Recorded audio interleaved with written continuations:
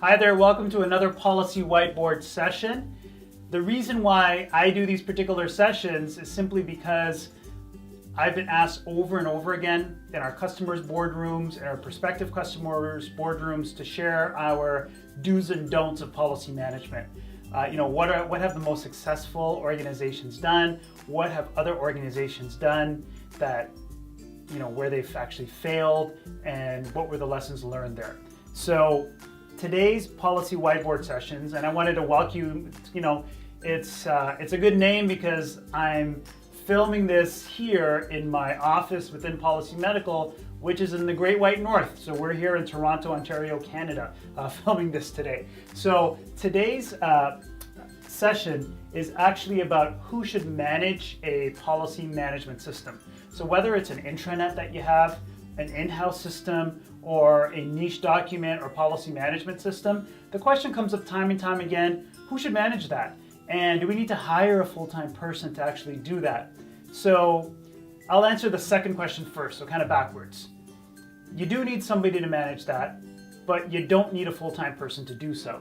So the person that you select, if they're the right person, after that initial implementation and setup and you get everything organized, which might take a number of weeks to a number of months, definitely not a number of years, just to give you a benchmark, it should take that person anywhere between 15 to 20 minutes a month to maintain the system, to answer any odd questions that might come in to that particular person, because the rest of the organization will be viewing that person as the resident policy management system expert. So to answer that second question first, you don't need a full-time person, simply needs to be an existing person, and they're going to take about 15 to 20, maybe 30 minutes of their time a month. Now, who should be that person? Really, the person should have, it's usually an admin support person, and they're going to be supporting executives in either the quality department, the compliance department, or the admin department. 7 times out of 10, through looking at successful organizations that really manage their policies in sort of a rock star way, it's usually the quality department that has their admin support person managing it. Coming up second behind them is the compliance department. Sometimes, once in a while, we might see the admin department, but usually the admin support person within the admin department is pretty busy supporting other projects as well. So you're looking at either the quality or the compliance person delegating their admin support person to be the person in charge of a policy management system.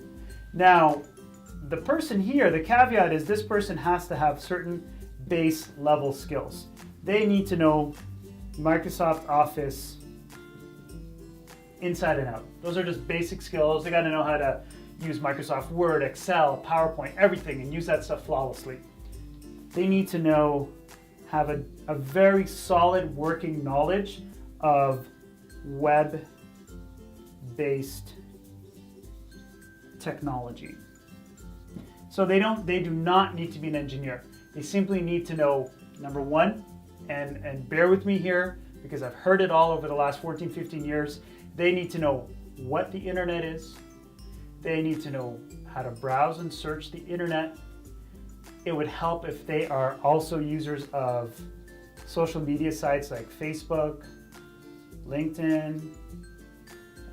Those two are pretty good. So if they're on those sites, that means the general navigation skills that they have that they're using in their personal life, they can very easily transfer that to a policy management system. And that's it. That's who should manage it, and that is the general skill set that they actually need.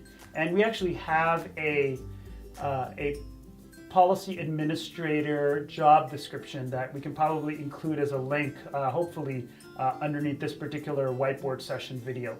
So that's the end of this particular policy whiteboard session. Thanks a lot for watching.